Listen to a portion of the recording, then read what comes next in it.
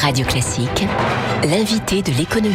Et à 7h15, Nicolas, vous recevez Jérémy Viel, le fondateur de My Private Opera. Bonjour Jérémy Viel. Bonjour. Bienvenue sur l'antenne de Radio Classique. My Private Opera, qui se présente comme une agence organisant des concerts privés dans le domaine de l'art lyrique, l'opéra, le chant. C'est quoi l'idée au juste ? L'idée, c'est effectivement de proposer à nos clients qui sont à la fois des particuliers et des entreprises, des concerts privés sur mesure, à la fois d'opéra et de musique classique instrumentale, quels que soient leurs événements et quel que soit le lieu de leurs événements. Ça coûte très cher, des concerts à domicile. Alors, ça, effectivement, a un certain coût qui est lié à la qualité de nos concerts et du vivier d'artistes que l'on va employer, qui sont tous des artistes professionnels en carrière, qui interviennent sur nos prestations sur leur temps libre.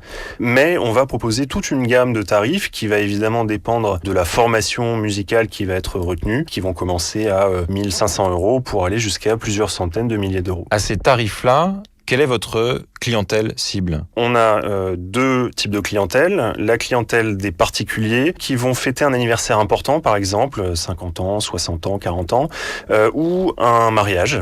Et du côté professionnel, ce sont des entreprises ou des agences événementielles qui vont organiser n'importe quel type d'événement professionnel, que ce soit un événement interne, un événement pour un nombre limité de clients VIP, un lancement de produits ou la mise en évidence d'un patrimoine particulier. Vous êtes vous-même, je crois, baryton, amateur. C'est de là qu'est née un peu l'idée de ce concept ? Effectivement, en parallèle de ma carrière professionnelle, j'ai suivi et je suis toujours une formation de chanteur lyrique.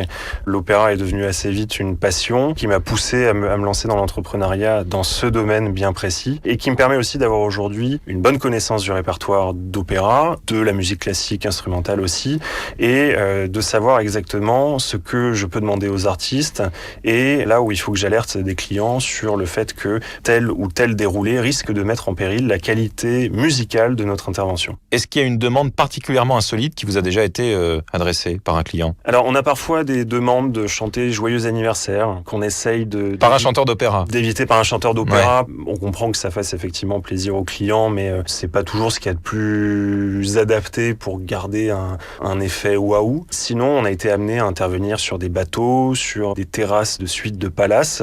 Donc, c'est plutôt les lieux qui sont assez étonnants parfois. Pas forcément idéal pour l'acoustique d'ailleurs, un bateau. Alors, c'est pas idéal pour l'acoustique, mais généralement, on va choisir des formations musicales qui vont permettre au nombre réduit d'invités, puisque à ce moment-là, on est vraiment sur des petits publics, d'être suffisamment près des artistes pour que l'acoustique ne soit pas un problème. L'acoustique ne pose quasiment jamais de problème, à part dans des endroits où le plafond est beaucoup trop bas ou parce qu'on est dans une cave voûtée, par exemple. Qui sont les artistes que vous faites intervenir dans ces concerts privés ? Alors, les artistes sont tous issus des meilleures formations françaises ou internationales, l'Opéra de Paris, l'Orchestre de Paris ou tous ces grands ensembles, tout en ayant la possibilité de faire appel à des artistes qui vont permettre de garder un niveau de prestation d'un tarif qui reste abordable. Vous êtes un peu sur un marché de l'occasion de l'art lyrique ? Quelque part ? Non, parce que occasion voudrait dire que la qualité pourrait être un peu au rabais.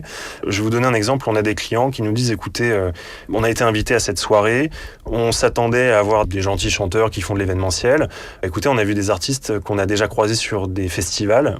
On est assez impressionné de la qualité de ce qui a été fait. Et ça, c'est vraiment notre objectif, qui est à la fois de pouvoir transporter des convives qui ne connaissent rien à l'opéra ou qui pensent ne rien connaître à l'opéra, avec des programmes qui vont être relativement abordables et avec des choses connues. Et d'un autre côté, en faisant appel à des artistes qui vont être d'une très très grande qualité technique et qui vont permettre à des gens qui vont tous les étés à Bayreuth de dire « Ah bah, notre hôte ne s'est pas fichu de nous, on a vraiment une très très belle qualité de concert. » Mais on est dans un contexte de difficulté économique pour le secteur de la musique classique, de l'art lyrique. C'est aussi une opportunité pour ces artistes-là de se produire dans ce type de prestations. Tout à fait. Ce qu'on essaye de faire, c'est de créer un deuxième marché de l'opéra et de la musique classique. On s'éloigne des problématiques de subvention et à ce moment-là, on a effectivement un objectif qui est de fournir du travail à ces excellents artistes qui peuvent parfois se retrouver en ce moment dans une situation économique un peu plus délicate que c'était le cas il y a quelques années. L'entreprise existe depuis plusieurs années. L'objectif aujourd'hui, c'est de vous développer. Vous êtes en pleine phase de levée de fonds. Comment ça se passe ? Alors, cette levée de fonds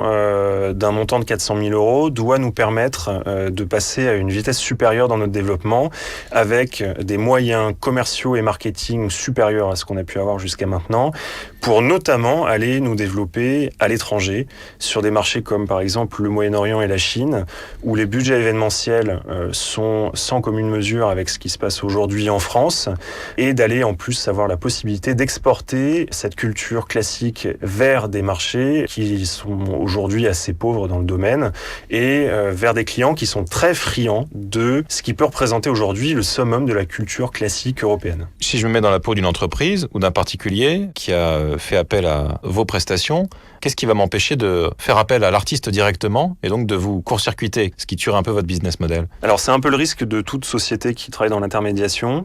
Si elle souhaite le faire, on ne peut pas l'en empêcher. Néanmoins, notre valeur ajoutée, c'est aussi de venir mettre en relation donc, des artistes avec des clients et de venir apporter à la fois un conseil artistique qui va nous permettre de dire aux clients, vu votre événement, on va plutôt vous proposer telle formation sur tel type de programme et avec tel déroulé. Et d'autre part, on a un travail de médiation avec les artistes, puisque le monde artistique et le monde de l'entreprise, voire du luxe, sont des mondes qui sont très différents.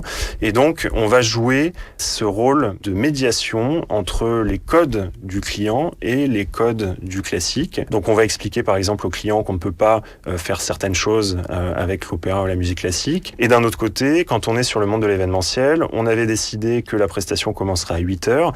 En fait, elle va commencer à 9h30 et au lieu de faire ça en une fois, on va faire ça en 3 fois.